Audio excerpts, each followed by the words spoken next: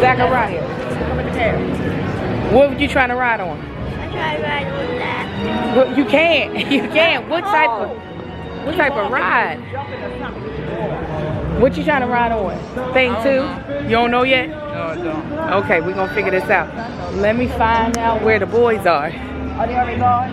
Yeah, I sent them on because the Mario Land, Okay. the line like at 8 o'clock be like 2 hours long. So I was like, go now. So we're gonna find them. And hopefully they have made some leeway in the line.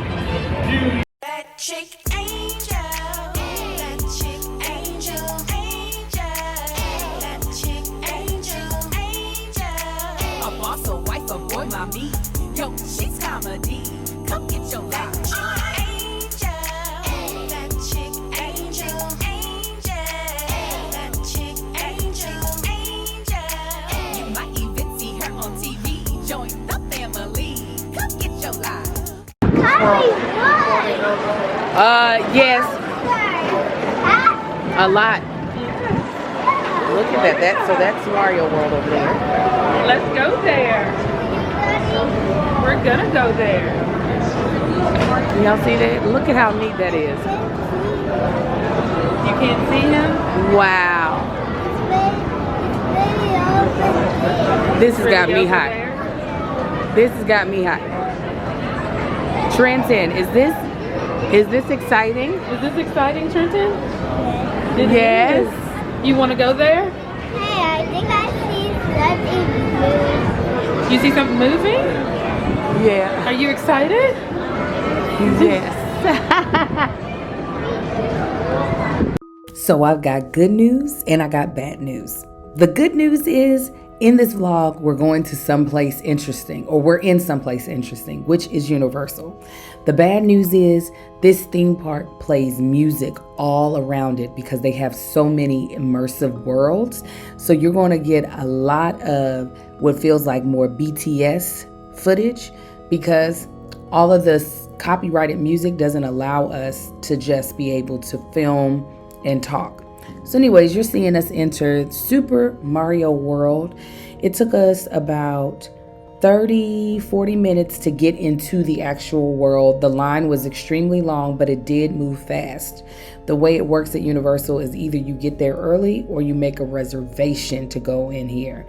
This was built, I do believe, and opened this year. I think it was built last year and probably took them about 2 to 3 years to build. This is on the lower lot of Universal, and it is kind of, I don't want to say a replica, but a representation of what you experience when you're playing Super Mario Brothers.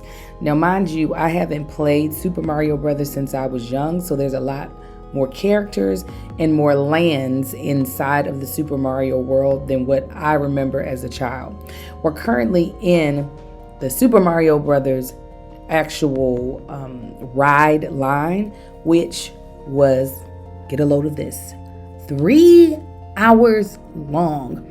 You're watching us in the first maybe 30 minutes of our walk through the line. They really knew how popular this ride would be, so they have so many levels, so many ways in which to accommodate how many people would be in the line. So now we're going up to the second level, which is cloud theme, super cute with the artwork on the wall. Again, some of this artwork does not look familiar to me, but some of it does from back in the 90s when I was playing Super Mario Brothers. All of us rode this ride except for my eldest sister Jackie and her 2 grandsons. They were actually smart and rode rides outside of Super Mario Land because it allowed them to ride more rides. Imagine, this is the very first line we got into for a ride, and that took up the first 3 hours of the day. This room was super neat. It had all the mushrooms and it was so neatly lit. Obviously the room is painted black so that the mushrooms stand out with the light. I will say this, even though the line was really excruciatingly long, the visual aspect of it was so super entertaining. This is probably the third or fourth station we came to in our long wait, which put us at the top of the building, or the top of this whole structure. This view is amazing because outside of coming down the escalator to like get to this land, this is the first time you really get to see everything this land has to offer. All the little elements that are replicas from the games, and then you see how many people are actually there. It is something that has so much detail that, of course, I expected, but it's still kind of mind-blowing when you're in it. Now we're actually inside of Bowser's castle, which is, I think there's like 3 more major stations before we actually get on the ride. But this one is more reflective of Super Mario Kart, or whatever the ride is, the game is called where you race. Is it Super Mario Kart? Y'all know what it is. So it has all like the trophies that you win when you play the game. They give this whole entire castle very much so an ominous feel because Bowser is supposed to be the villain. Not as of this actual vlog, but as of me editing this vlog, I went to see Super Mario Brothers movies with my son. So I wish I would have seen that movie before this because it would have made this whole experience make more sense. This is kind of like the library / laboratory of Bowser. Look at all this detail and every single element. The books, the names on the books, the titles of the books, the furniture. They really want you to feel like you are inside of the world of Super Mario Brothers. My son, Smash Bros is his like favorite game. At least that's what I think it is because he plays it so much. So a lot of the Super Mario Brothers characters exist in this world. So this was definitely a bunch of eye candy for him. I can imagine how ecstatic I would have been at his age when I was playing Mario Brothers, entering a world like this. Everything is super large. They have all the spikes. You see a lot of the patterns that you've seen on characters appear. Pictures of Princess Peach because Bowser is obsessed with her. And just so many little things that people who really love Mario Brothers would notice and definitely appreciate. So there's probably things that I don't really notice because I haven't played it in a while, but I know my son, if I would have asked him what each thing was, he probably could have told me. Look at that, Dim Bones, a dry Bowser story. Family vacation ideas. Like these books, they're hilarious, but also so perfect for each character. I sped this part up a little bit because we tried to make sure we got as much footage. No telling if you all don't live in California when you all will be able to get on this ride. So we wanted to make sure we captured as much for the people who watch our vlogs. That huge Bowser statue was amazing.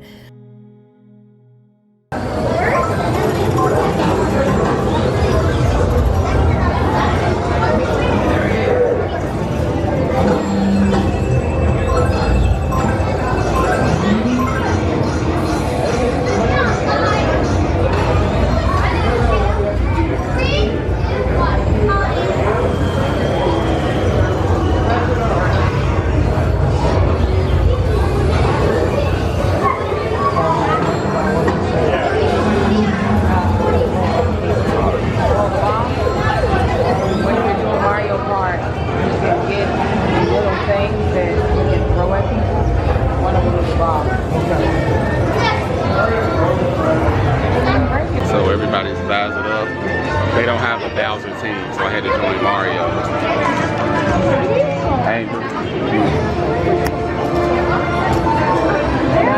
Come on. No, don't loosen it, boy. Because you ain't got no wristband on. Oh.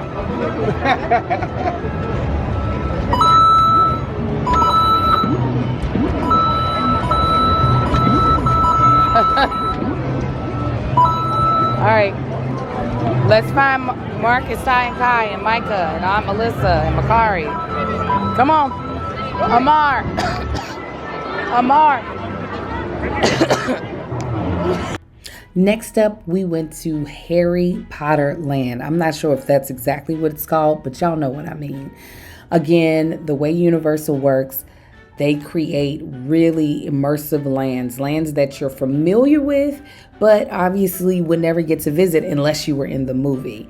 So the buildings in here completely remind you of the movies, especially when Harry Potter got his first wand. The shops, the names of the shops, the names of the products that you're able to get. There is a ride or two inside of Harry Potter Land, but this is more so about feeling like you're experiencing the life that happens in those books and in the movies. The detail of the snow, the pointed buildings, the way they deal with dimension, because obviously they're not creating a gigantic world, but there's a way that they're able to create the illusion of everything being larger than life. Now here's a Kung Fu Panda theater experience we're getting ready to enter. It's one of those type of experiences where the seats don't move, but there's so many other things that are happening. Mist, there's smells, there's wind. So me, Melissa, and some of the younger kids went. I couldn't find one of the twins. It was so dark. Amar stayed with his dad as well as his uncle Danny. And again, my sister Jackie and her grandsons were elsewhere. But we had a blast. All right, the Minions are singing right now, so I ain't gonna be able to let this keep playing, but I'm gonna let a visual go and y'all can see what's happening. Amar's driving.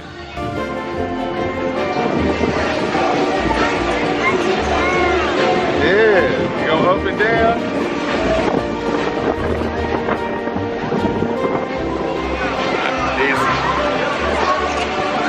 So sit down, sit down, sit down. Mark, sit down. Going down. See you going down. You go up.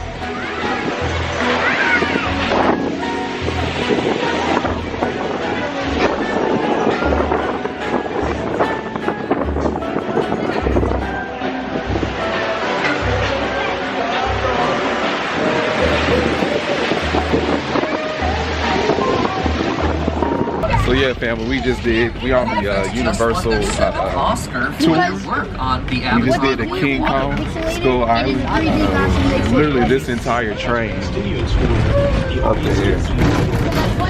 We are the last car, and it is 1, 2, 3, 4. It's 4 cars. Anyway, they just did this Skull Island simulation. Basically, King Kong was fighting Tyrannosaurus Rexes, like full-on battle going on all around us. I feel like we were in the middle of the battle. The whole thing was moving. I don't know how they did that, but I forgot to vlog. And Angel's mad because I forgot to vlog. There's Screen represents where the screen is 10 meters away.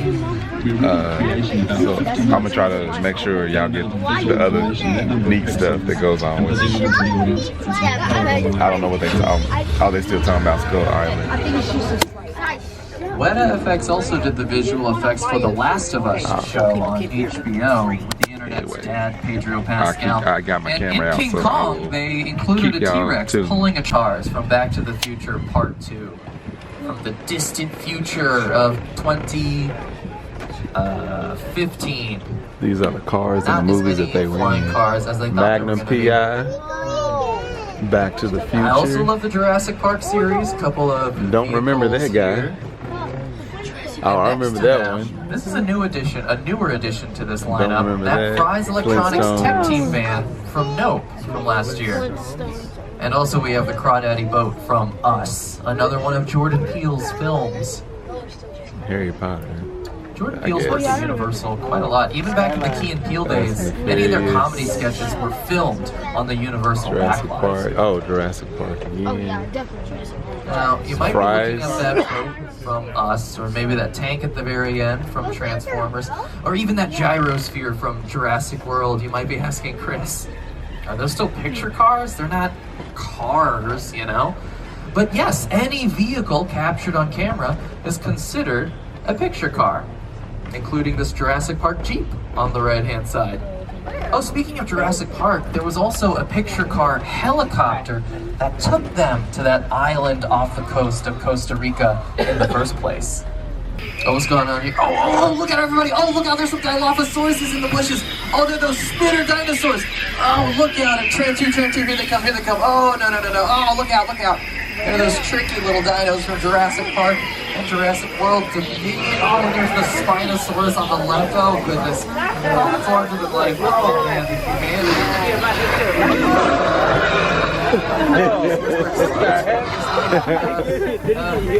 Found a way. I called it. Tramp 4, are you okay back there? Those Dilophosaurus get you? Make you a little weta. They got me. Oh, they weren't brought to us by Weta Effects, though. No. They are animatronics. They're examples of practical effects, which means the effects are there in person, on set. Animatronics, if you've seen a car chase where they flip real cars, that's a practical effect.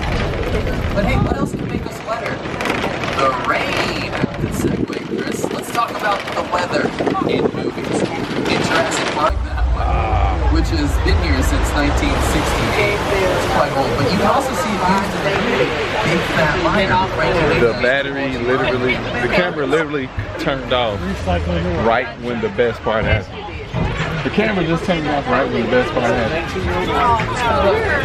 I wasn't even touching. 19-year-old water.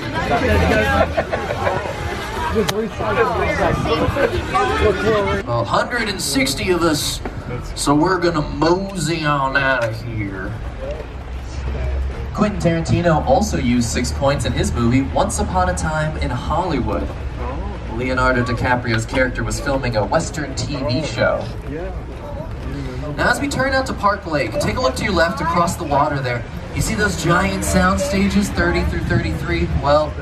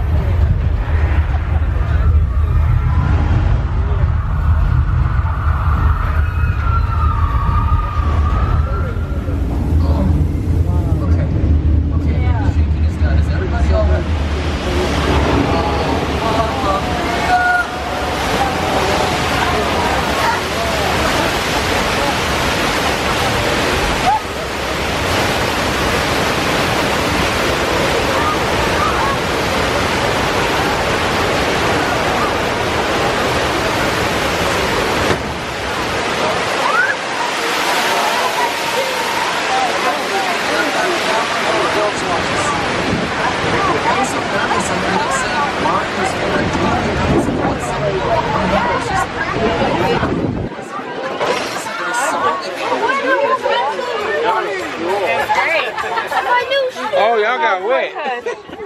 Y'all got wet? That's a significant 8.3 earthquake on the Richter scale. Everything inside resets.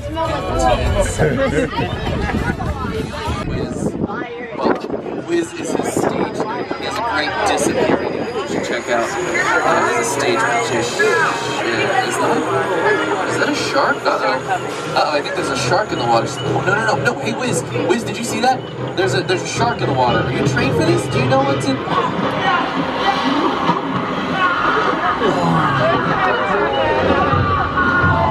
gee whiz.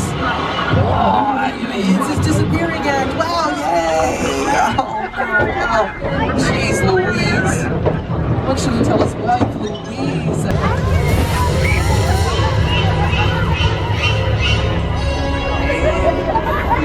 That's a great job, everybody. We're gonna reset now. Bruce! you can reset.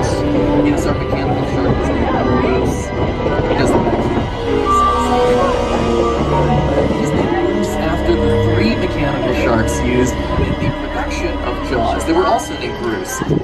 Now, I like to think ours works better than theirs did because, well, theirs was tested in fresh water, so when they put them in the saltwater ocean, pieces for those sharks sank to the bottom of that ocean. And Fast and Furious fans, there's a lineup of cars here from those films, starting with Dominic Toretto's black Dodge Charger. We might see that a little later on in the tour as well. Ooh, I like that green one. Now the 10th Fast and Furious movie is going to come out next month in May, so if you're excited for that one, if you're excited for Jason Momoa to join the cast, well then, fast 10 your seatbelts for that one. That's silly. No, but if you did have seatbelts, I'd tell you to fasten them because we're kind of passing by a ship. Speaking of plane, looks like there's one in Norman's backyard. These are pieces of a real Boeing 747 airplane that was purchased and destroyed for Steven Spielberg's 2005 film, The War of the Worlds. Here's Steven Spielberg and production designer Rick Carter to tell you more about this area. Alright, so what's good, fam? We are finally on our way home. It's a good day. Actually, considering the lack of sleep that everyone has had, mainly the youngest kids, they actually did pretty good. They had a couple of meltdowns, but considering that they probably going off 3.5, 4 hours of sleep, I ain't mad at that. At all. It was a good day. It was exactly what I expected. It's exactly what I expected. I was gonna say, other than waiting in that line for all of that time for the ride to break down while we in line, but I expect stuff like that when we go to theme parks, especially on a busy weekend like this, a busy week for spring break. What you think? You know, I want to make sure anytime my nieces or nephews, especially the younger ones, come out to visit, I always want them to have really pleasant memories attached to spending time with them. And I feel like this one did it. And that tour that we did at the end, which was the last minute like addition to the day, was the perfect way to end it. Yeah. It was really chill, but still really entertaining. It's something that they cannot do in Kentucky at all. They can't tour no big movie lot. And we didn't have to walk. Amen. Yeah. Absolutely. Anyway, we gonna go to the house. I'm sure that's when they're gonna get in a second burst of energy and start playing video games and loud talking and wrestling. But I'm gonna be fine with it because I'm gonna have me a drink. Yes, you are. Good one, baby. You gonna have you a drink?